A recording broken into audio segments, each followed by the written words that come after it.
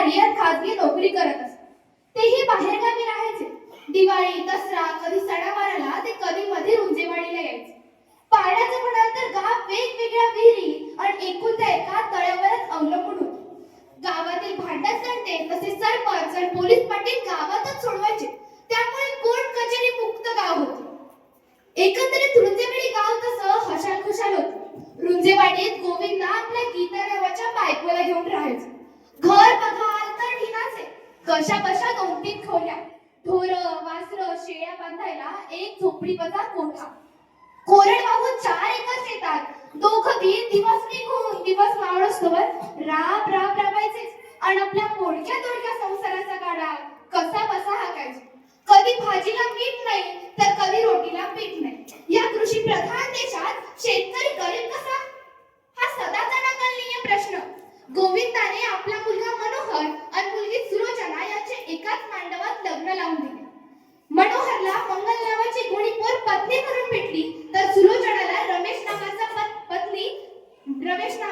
नावाचा पती मिलिटरीमन म्हणून भेटला. दोघांचाही संसार छान चालला होता. मुलगी सुलोचना ही सासरी म्हणजे बाभुळगावला नांदायला गेली. तिचे सासू सासरे खूप प्रेमळ आणि माणुसकीचे होते. एवढ्या गोविंदाचा मुलगा मनोहरला मिलिटरीमनच्या नोकरीची ऑर्डर आली. कारण मनोहर पोलीस CRPF SRPF आणि मिलिटरीमनच्या परीक्षेची 2 वर्षापासून तयारी करीत होता. मात्र त्याचे यश थोड्या मार्गाने हुकत होते. मात्र शेवटी मनोहरला यश भेटलेच आणि तो मिलिटरीमनच्या ट्रेनिंगला गेला. गोविंदाच्या घरात कसे आनंदाचे वातावरण पसरलेले. मनोहरच्या वडिलाला आणि आईला वाटले आता आपली गरिबी संपली. एकदाचे देवाने आपल्याकडे डोळे उघडून बघले म्हणून सगळे आनंदून गेले. गोविंदा आणि त्याची बायको गीता यांनी देवाला बोललेली नवसी फेडून आली. त्यांचं कसं मजेत चाललं होतं. अनवाणी पायानं काटे कुटे मातीची खाल तुडवत शेतकरीना रात्र पाहतो ना दिवस. तो शेतात सतत खपतो, सतत मरतो आणि त्या तमाम जनतेसाठी अन्न पिकवतो. तेव्हा आमच्या ताटात अन्न येते आणि आम्ही जगतो. परिस्थितीतील सैनिकात कोण असते हो? उद्योगपतींची, श्रीमंतांची, आमदार खासदारांची मुले नसतात हो. तिथं असतात कास्तकारांची, शेतकऱ्यांची मुले. भर जवानीत आलेली, थंडीत, उन्हात, पावसात रात्रंदिवस डोळ्यात तेल घालून सीमेचे अहोरात्र रक्षण करतात. गावात अचानक एक धडकी भरणारी बातमी येऊन धडकली. आपल्या गावातील सीमेवर लढणाऱ्या मनोहरच्या अंगात अनेक गोळ्या लागून मनोहरचा सीमेवरच अंत झाला. मनोहरला वीर मरण आले. त्याच्या अंगात 5 गोळ्या घुसल्या होत्या. ही दुःखाची बातमी वडील गोविंदा आणि गीताबाईला तसेच पत्नी मंगलला कळताच आरडाओरडा सुरू झाला. सगळं गाव दुःखात बुडालं. गोविंदाला काहीच कळत नव्हते. गोविंदाला सुळावर अडकवून त्याच्या अंगात खिळे ठोकल्यागत झाले. तसेच गीता सुलोचनाने टाहो फोडला. देवा, तू आम्हाला मारायचा होतास र, पण आमच्या काळजाच्या घड्याला मनोहरला वाचवायचा होतास र. म्हणून गोविंदाने हंबरडा फोडला.